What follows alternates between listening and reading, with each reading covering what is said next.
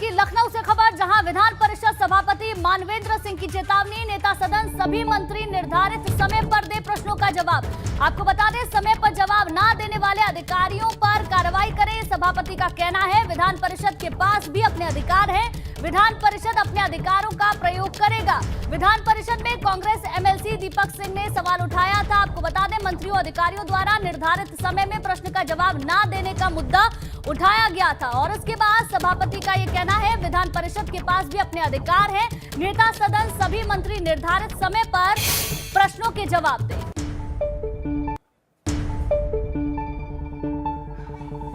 प्रश्न सदन और सदस्यों के द्वारा किए जा रहे संसदीय कार्यों में विलंब का है, इसलिए माननीय नेता सदन और सभी विभागों के मंत्रीगण प्रत्येक दशा में निर्धारित समय में प्रश्नों और सूचनाओं के उत्तर सदन में और माननीय सदस्यों को देना सुनिश्चित करें, अन्यथा सदन के पास अपने अधिकार हैं और सदन अपने अधिकारों का प्रयोग करेगा। आगे बढ़ेंगे। कांग्रेस के एमएलसी दीपक सिंह ने ही ये मुद्दा विधान परिषद में उठाया था। क्या कहना है उनका, आइए वो भी सुनते हैं। विधान परिषद में आज सत्ता पक्ष के लिए उस समय असहज स्थिति हो गई जब सभापति को यह कहना पड़ा कि जो अधिकारी या मंत्री समय से जवाब नहीं देते हैं उनके खिलाफ कार्रवाई की जाए। हमारे साथ में इस समय कांग्रेस एमएलसी दीपक सिंह हैं, जिनके सवाल के ऊपर ये पूरी कार्रवाई हुई। उन्हीं से जानते पूरा मामला। दीपक जी, क्या था पूरा मामला? देखिए, विपक्ष की जिम्मेदारी बनती है, सरकार जब अहंकारी हो जाए, निरुत्तर हो जाए, जवाबदेह ना रहे, तो हम सरकार को चिताएं, सरकार से सवाल पूछें कि ये हमारे नियम हैं, ये हमारे अध्यादेश हैं, ये हमारे संविधान कहते हैं, ये शासनादेश कहते हैं, उसके प्रति सरकार उत्तर दे। सरकार भागती है क्योंकि सरकार जवाबदेह नहीं है। मैंने एक पहला प्रश्न लगाया था नियम 223 में, जिसमें मैंने कहा था कि मेरे कई सारे सवालों के जवाब नहीं मिले हैं। यूं कहें कि पूछे गए प्रश्नों के सापेक्ष में 10% जवाब मिले थे, जिस पे पीठ ने कड़े निर्देश दिए कि मंत्रियों को और अधिकारियों को कि आगे से कार्रवाई करें, अन्यथा जो सदन को अधिकार प्राप्त हैं उसके तहत तो मंत्रियों और अधिकारियों पर कार्रवाई करेगी। दूसरा प्रश्न था मेरा कार्यस्थगन का, नियम 105 में, जिसमें कोविड से संबंधित था। सरकार ये कह रही थी कि हमारे पास पर्याप्त सूचना नहीं है, सदन का अधिकार है, सदन जब चलता है तो अधिकारी सजग रहते हैं और समय पर जवाब देना उनकी जिम्मेदारी बनती है और हमारे नियम और कानून भी यही कहते हैं। क्योंकि पीठ पहले निर्देश दे चुकी थी, दोबारा सरकार ने वही गैर जिम्मेदारापूर्ण जवाब दिया। पीठ ने बैठाते हुए सभापति ने आदेश किया कि जिन अधिकारियों ने ये कृत्य किया है, समय पर जवाब नहीं दिया है, उन्हें दंडित करें। तो दंड देने की व्यवस्था पीठ की तरफ से आई है। मैं धन्यवाद दूंगा व्यवस्था को, अपने संविधान को, संविधान के रचयिताओं को, जिन्होंने सदन को ऐसे अधिकार दिए हैं कि अगर पीठ ईमानदारी से कार्रवाई करने पर आ जाए तो सरकार बेबस हो जाती है, न्याय होता है और कार्रवाई होती है। बात की जाती है कि विधान परिषद में भी अगर देखें तो बहुमत में सत्ता पक्ष है, इसके बावजूद कांग्रेस अकेले आप हैं और उसके बावजूद जिस तरह से सभापति ने निर्देश दिए, आप कैसे देखते हैं? लोग कहते हैं सदन नियमों से और परंपराओं से चलता है, तो नियम है तो मैं नियम के तहत सवाल पूछता हूं। और उत्तर प्रदेश तो दुनिया के लिए उदाहरण है, हमारे देश का जो लोकतंत्र है। यहां पर एक केशव सिंह प्रकरण हुआ था, जो उत्तर प्रदेश के विधानमंडल ने डिस्ट्रिक्ट जज को, हाई कोर्ट के जज को पीठ पर तलब कर लिया था। यहीं पर एक प्रकरण हुआ था, जौनपुर की तब भारतीय जनता पार्टी की विधायक थी, वो आज राज्यसभा की सदस्य हैं। उनके एक मानमर्दन का सवाल उठा था, विशेषाधिकार का सवाल उठा था, जिसके संदर्भ में कोर्ट जो आदेश दिया था, पीठ ने, सीजीएम कोर्ट ने स्टे कर दिया था। उन्होंने सीजीएम को तलब करने के आदेश दिए थे और कहा था कि भविष्य में अगर ऐसी कार्रवाई किसी कोर्ट द्वारा की गई तो हम एक्शन लेंगे। इतना पावरफुल संविधान हमारा है, हम अपने अधिकार को जानते हैं, हम अपने अधिकारों के तहत सवाल पूछते हैं, जिसके तहत ये कार्रवाई होती है और पीठ के सभापति के निर्देश आते हैं। कैमरा सहयोगी हरिओम को लेकर शैलेश अरोड़ा, एबीपी गंगा, लखनऊ। और इसी बीच एक बड़ी खबर आपको बता दें, सपा अध्यक्ष अखिलेश यादव का बड़ा बयान, डेमोक्रेसी, सोशलिज्म, सेक्युलरिज्म भाजपा को दोबारा से पढ़ना चाहिए। जो समाजवाद नहीं समझ पा रहे उनके लिए किताब लाऊंगा, ये कहना है अखिलेश यादव का। नेता सदन समाजवादी पेंशन को सपा की पेंशन समझ रहे थे। भाजपा को समाजवाद, सेक्युलरिज्म क्या है उसे समझना चाहिए। प्रदेश को बचाने के लिए बड़ी लड़ाई लड़नी है, अखिलेश यादव ने तमाम बातें कही। साथ ही साथ अखिलेश यादव ने कहा, लोकतंत्र, समाजवाद और सेक्युलरिज्म बचे 3 बड़े सवाल हैं। भाजपा एक एक कर संस्थानों को खत्म कर रही है। सदन में सपा विधायकों को कोई ट्रेनिंग नहीं मिली। यूपी में कितना निवेश आया सरकार बताए। इसके साथ ही कहा 10 लाख करोड़ का निवेश होगा तो दिखना चाहिए। ये तमाम बातें अखिलेश यादव की ओर से कही गई हैं। बहस इस बात की नहीं है कि किस विचारधारा के बारे में मैं जानता हूं कि नहीं जानता हूं। कल अगर आपने ध्यान दिया हो तो नेता सदन समाजवादी पेंशन को समाजवादी पार्टी की पेंशन समझ रहे थे। तो अभी तो बीजेपी को जो हमारे संविधान में प्रेम्बल में लिखा हुआ है समाजवाद सेकुलर, वो क्या है अभी उसी को समझना है। क्योंकि सवाल केवल इस बात का नहीं है कि प्रदेश को बचाना है, इससे बड़ी लड़ाई है इस बार। लोकतंत्र बचे, समाजवाद बचे और सेकुलरिज्म बचे। तो ये 3 बड़े सवाल हैं जिसका जवाब बीजेपी के पास नहीं है और लगातार बीजेपी इन तीनों पर अटैक कर रही है, एक एक करके इंस्टीट्यूशंस को बर्बाद कर रही है। डेमोक्रेसी, सोशलिज्म, सेकुलरिज्म बीजेपी के लोगों को दोबारा पढ़ना चाहिए और अगली बार जब मैं सदन में आऊँगा जो लोग समाजवाद नहीं समझ पा रहे हैं उनके लिए किताब जरूर लाऊंगा एक। आगे बढ़ते हैं। वहीं केशव प्रसाद मौर्य ने अखिलेश यादव पर हमला बोला। क्या कहा केशव प्रसाद मौर्य ने, आइए आपको वो भी सुनवाते हैं। सरकार का जो पक्ष है वह चाहे माननीय श्री राज्यपाल जी के अभिभाषण पर रहा हो और चाहे अब बजट पर रहेगा, स्पष्ट है कि हम लोग अच्छी भावना से अच्छे लक्ष्य को लेकर के उत्तर प्रदेश को नंबर 1 प्रदेश बनाने को लेकर के काम कर रहे हैं। और बजट चूँकि शानदार है, बहुत अच्छा है और उसमें इतना उत्तर प्रदेश की प्रगति का एक तरह से कह लीजिए रोड मैप है कि विपक्ष को सहन नहीं हो रहा। हाँ, निश्चित तौर से श्री अखिलेश यादव जी को पढ़ना चाहिए कि भगवान ये डॉक्टर राम मनोहर लोहिया जी ने क्या कहा था, भगवान श्री राम के बारे में क्या कहा था, भगवान श्री कृष्ण के बारे में क्या कहा था, भगवान श्री शंकर जी के बारे में क्या कहा था। अगर एक लाइन ही पढ़ लेंगे तो उनको फिर समझाने की जरूरत नहीं पड़ेगी। आगे बढ़ेंगे। डिप्टी सीएम ब्रजेश पाठक ने अखिलेश यादव पर हमला करते हुए कहा कि वो लोहिया नहीं बल्कि अपना समाजवाद लेकर आ रहे हैं। सपा पूरी तरीके से फ्लॉप शो। हमारे साथ में इस समय डिप्टी सीएम ब्रजेश पाठक जी हैं। बजट पर चर्चा चल रही है। मंत्री जी ये बताएं कि अखिलेश यादव ने अपने सभी सदस्यों को ट्रेनिंग देके भेजा है आप लोगों को घेरने के लिए। आप जानते हैं कि समाजवादी पूरी तरह से फ्लॉप शो है। अभी कुछ दिन पहले चुनाव हुआ है, जनता ने उन्हें बुरी तरह नकार दिया है। उनके कुकृत्यों को पूरे प्रदेश की जनता समझ चुकी है। उनके पास न कोई नीति है, न कोई एजेंडा है, न धरातल पर कोई कार्य उन्होंने किया है। चुके हुए लोग हैं। आप परिणाम जब लोकसभा चुनाव का आएगा, अभी देखिएगा, अभी हाशिए पर है, रसातल पर जाएंगे। वो कह रहे हैं कि यहाँ पर अगली बार जब सदन में आएंगे मौका लगेगा एक किताब लाएंगे भाजपा को समाजवाद। ये लोहिया का समाजवाद नहीं है, वो अपना समाजवाद पढ़ाएंगे। लोहिया के समाजवाद में सबके लिए बराबरी का हक था। ये लूटने में बराबरी का हक देने वाली वर्तमान समाजवादी पार्टी। मुख्यमंत्री जी भी शिवपाल यादव की तारीफ कर रहे थे कि वो ज़्यादा बेहतर समाजवाद जानते हैं, अखिलेश नहीं जानते। उस पार्टी में भी कुछ अच्छे लोग हैं और शिवपाल जी ने अच्छे काम किए होंगे, इसलिए मुख्यमंत्री जी ने कहा होगा। लोग तैयार हैं आज। ये थे हमारे साथ में डिप्टी सीएम ब्रजेश पाठक जी, जिनका साफ तौर पर कहना है कि सपा में कुछ अच्छे लोग हैं। जब उनसे सवाल किया गया शिवपाल यादव को लेकर, उन्होंने एक बात ये भी कही ब्रजेश पाठक ने कि अगर बात की जाए तो अखिलेश यादव समाजवाद नहीं जानते हैं और जहाँ तक बात की जाए उनको जनता ने अब नकार दिया है। कैमरा सहयोगी हरिओम के साथ शैलेश अरोड़ा, एबीपी गंगा। आगे बढ़ते हैं। अखिलेश यादव के बयान पर बीजेपी नेता सिद्धार्थनाथ सिंह का पलटवार। किताब ना लाएं, खुद पढ़कर आए अखिलेश, ये कहना है बीजेपी नेता सिद्धार्थनाथ सिंह का। आगे कहते हैं जिस समाजवाद की वो व्याख्या करना चाहते हैं वो समाजवाद तो है ही नहीं, उनके यहाँ तो परिवारवाद चलता है। जो M+Y में फंसकर रह जाता है वो सेक्युलरिज्म की भाषा क्या पढ़ाएंगे। तो ये तमाम बातें सिद्धार्थनाथ सिंह की ओर से कही गई है। अखिलेश यादव के बयान पर बीजेपी नेता ने पलटवार किया है। साथ ही साथ उन्होंने अखिलेश यादव पर निशाना साधते हुए कहा है किताब न लाएं, खुद पढ़कर अखिलेश आएं। ये आवश्यक है कि किताब ही ना लाएं, वो खुद पढ़ के आएं अखिलेश जी कि समाजवाद क्या है और समाजवाद की जो व्याख्या करना चाहते हैं वो समाजवाद तो है नहीं, उनके यहाँ तो परिवारवाद चलता है। और जहाँ तक कि वो सेकुलरिज्म की बात करते हैं, जो M+Y में फंस के रह जाता है, वो सेकुलरिज्म की भाषा किसी को और क्या पढ़ाएंगे।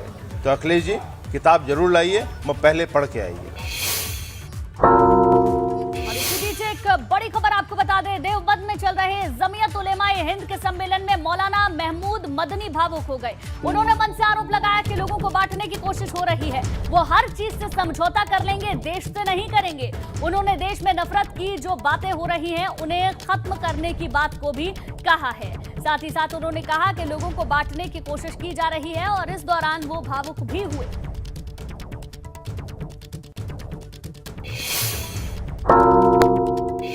दो बातें कहना चाहता हूं मैं।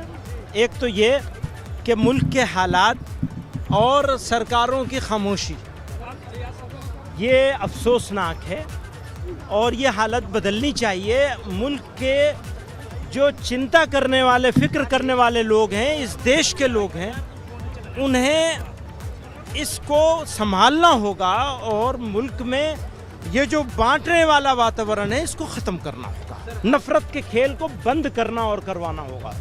बात तो एकता और अखंडता की बात करते हैं, देश के अखंड भारत बनाने की बात करते हैं और मुल्क के मुसलमानों का रास्ता चलना दुश्वार कर दिया। वो कौन सी अखंडता, किस अखंड भारत की बात कर रहे हैं? इसीलिए मैं उनको दोस्तों से कहता हूं, आप मुल्क के साथ दुश्मनी कर रहे हैं। प्लीज वापस पलट के देखिए आप क्या खो रहे हैं और क्या पा रहे हैं। इधर जमीयत के अध्यक्ष मौलाना महमूद मदनी के बयान पर यूपी में हज कमेटी के चेयरमैन मोहसिन रजा ने तंज कसा। मोहसिन रजा ने कहा कि पाकिस्तान के पूर्व प्रधानमंत्री इमरान खान का रोना महमूद मदनी अब हिंदुस्तान में रो रहे हैं। आप पाकिस्तान के हथियार से हिंदुस्तान पर वार करेंगे और घड़ियाली आंसू भी बहाएंगे। जमीयत उलमाए हिंद के अध्यक्ष मौलाना महमूद मदनी पाकिस्तान के प्रधानमंत्री इमरान खान का रोना जो यूएन में रोया था उन्होंने, उसको आगे बढ़ाने का काम उनके इशारे पर हिंदुस्तान में कर रहे हैं। इस बैठक में यह साफ निकल कर आ गया, इसके प्रमाण मौजूद हैं। तो इसलिए आप पाकिस्तान के हथियार से हिंदुस्तान पर वार करेंगे और घड़ियाली आंसू भी बहाएंगे। इन आंसुओं पर कोई आपके नरम होने वाला नहीं है और ना कोई मरहम लगाने वाला है। पूर्व सांसद और भाजपा नेता विनय कटियार ने ज्ञानवापी मामले पर बड़ा बयान दिया। विनय कटियार ने कहा कि ज्ञानवापी में जिस तरह का मामला चल रहा है, ऐसी स्थिति में मुस्लिम समाज के लोगों को वहां पर प्रवेश नहीं देना चाहिए। उन्होंने दावा किया कि ज्ञानवापी में शिवलिंग मिला था। औरंगजेब ने जबरदस्ती कब्जा करके रखा था, बलात् का कब्जा कर लिया था उस आदमी ने। तो ऐसी स्थिति में तो वहाँ पर अब मुसलमानों को प्रवेश करने की भी अनुमति नहीं होनी चाहिए। और मैं फिर दोहराना चाहता हूँ, जिस व्यक्ति ने आरी चला दी भगवान के शिवलिंग के ऊपर, उसको काट रहा था, वो पकड़ा गया है, पुलिस के कस्टडी में है, लेकिन वो कस्टडी से काम नहीं चलेगा, उसके दोनों हाथ काट लेने चाहिए। असदुद्दीन ओवैसी पगला गया है, वो कुछ नहीं कर सकता, उसको तो देश के बाहर निकाल देना चाहिए। चंपावत उपचुनाव के लिए 31 मई को होने जा रहे मतदान में अब भाजपा के दिग्गज चुनाव प्रचार की कमान संभाल चुके हैं। सीएम पुष्कर सिंह धामी के लिए चुनाव प्रचार करने के लिए आज यूपी के सीएम योगी आदित्यनाथ पहुंचे। योगी के पहुंचने पर टनकपुर में कैसा माहौल है, ये आप इन 4 तस्वीरों के जरिए समझ सकते हैं। योगी और धामी एक साथ नजर आ रहे हैं। वो कार्यकर्ताओं का अभिवादन स्वीकार भी कर रहे हैं। योगी के आने से भाजपा कार्यकर्ताओं में जोश दिखाई दे रहा है। देखिए चुनाव प्रचार के दौरान कितनी बड़ी संख्या में कार्यकर्ता मौजूद रहे, इसके साथ साथ कितना उत्साह कार्यकर्ताओं में है, वो इन तस्वीरों में साफ देखा जा सकता है। आपको बता दें, चंपावत सीट पर उपचुनाव होना है और मुख्यमंत्री के लिए खुद उत्तर प्रदेश के मुख्यमंत्री चुनाव प्रचार करने के लिए पहुंचे। उसी दौरान की तस्वीरें आप अपनी टेलीविजन स्क्रीन पर देख रहे हैं, जब योगी आदित्यनाथ पहुंचे और वहां पर चुनाव प्रचार किया गया। कार्यकर्ताओं में उत्साह, कार्यकर्ताओं में जोश, आप इन तस्वीरों में देख सकते हैं किस तरीके से रोड शो आगे बढ़ रहा है और कार्यकर्ता भी साथ साथ चल रहे हैं, हाथों में झंडे लिए हुए हैं और उत्साहित भी नजर आ रहे हैं। आगे बढ़ते हैं। रुद्रप्रयाग में गौरीकुंड हाईवे पर हादसा हो गया। इस हादसे में बस ड्राइवर समेत 28 यात्री घायल हो गए। बताया जा रहा है कि ये सभी यात्रा केदारनाथ धाम की यात्रा से तमाम यात्री लौट रहे थे। इसी दौरान रुद्रप्रयाग गौरीकुंड हाईवे पर मेदनपुर स्लाइडिंग जोन के पास बस सड़क किनारे पहाड़ी से टकरा गई। सूचना के बाद रेस्क्यू टीम मौके पर पहुंची, जिसके बाद रेस्क्यू ऑपरेशन भी शुरू किया गया। बताया जा रहा है इस हादसे में 28 यात्री घायल हैं जिन्हें अस्पताल में भर्ती कराया गया है। गौरीकुंड हाईवे पर यह पूरा हादसा हुआ है।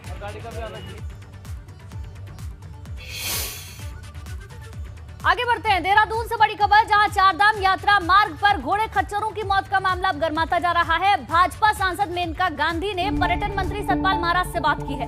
लगातार हो रही घोड़े खच्चरों की मौत पर मेनका गांधी ने नाराजगी जताई है। पशुपालन मंत्री सौरभ बहुगुणा से मामले में संज्ञान लेने के लिए भी कहा है। केदारनाथ और यमुनोत्री के पैदल मार्ग पर करीब 70 घोड़े खच्चरों की जान जा चुकी है और इसके बाद इस पूरे मामले पर अब संज्ञान लेने के लिए कहा गया है।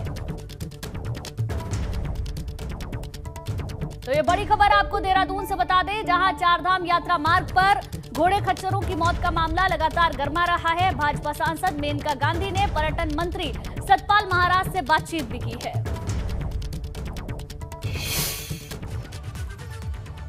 गंगोत्री धाम में पहुंच रहे देश विदेशों के यात्री मां गंगा के दर्शन करने पर भजन कीर्तन में लीन हो रहे हैं।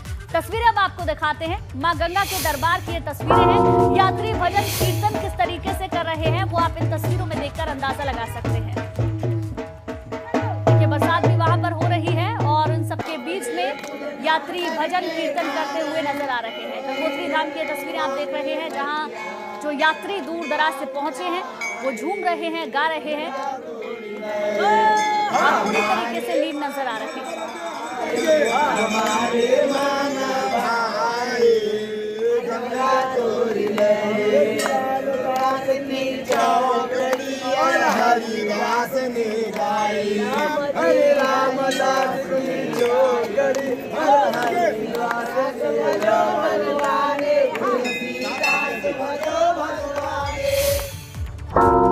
चलिए आगे बढ़ते हैं और अब बात बड़ी खबर की करेंगे। कुशीनगर में 2 पुलिसकर्मियों पर हमला हुआ है। धारदार हथियार से हमले में पुलिसकर्मी घायल बताए जा रहे हैं। मानसिक रूप से कमजोर शख्स पर हमला करने का आरोप है। रजनू अंसारी नाम के शख्स पर हमला करने का आरोप लग रहा है। बड़ी जानकारी आपको दे दें, 2 पुलिसकर्मियों पर हमला किया गया है और जानकारी ये लग रही है रजनू अंसारी नाम का ये शख्स और मानसिक रूप से बीमार है जिसने ये हमला किया है। बहरहाल जो 2 पुलिसकर्मी हैं उनको अस्पताल में भर्ती करा दिया गया है। पूछताछ के दौरान प्रथम दृष्टया मानसिक रूप से अस्वस्थ प्रतीत हो रहा है। आरोपी व्यक्ति को जेर हिरासत लेने के दौरान कांस्टेबल प्रेम नारायण को भी हल्की चोटें आए, से भी इलाज हेतु सीएससी भेज दिया गया। प्रकरण में समस्त आवश्यक विधिक कार्रवाई की जा रही है। आगे बढ़ते हैं, कन्नौज में हादसे का एक सीसीटीवी सामने आया है जिसमें एक तेज रफ्तार टेम्पो ने छात्रा को टक्कर मार दी। हादसे में छात्रा की मौत हो गई जबकि एक शख्स घायल हो गया। हादसे की पूरी घटना सीसीटीवी कैमरे में कैद हो गई। बताया जा रहा है कि छात्रा साइकिल से कहीं जा रही थी और उसी दौरान यह हादसा हुआ। देखिए, ये फुटेज भी हम आपको दिखा रहे हैं किस तरीके से ये भीषण हादसा हुआ है। साइकिल से जा रही यात्रा को आगे से आता हुआ एक ऑटो टक्कर मार देता है। बताया जा रहा है कि इस छात्रा की जान भी जा चुकी है। एक व्यक्ति घायल है जिसे अस्पताल में भर्ती करा दिया गया है। इस सीसीटीवी फुटेज को आप अंदाजा लगा सकते हैं देखकर कि कितना भीषण यह हादसा हुआ है। छात्रा जा रही होती है, रॉन्ग साइड से छात्रा निकल रही होती है, इसी दौरान एक ऑटो आता है और छात्रा को टक्कर मार देता है। छात्रा की मौके पर ही मौत हो गई, ऐसी जानकारी सामने आई है।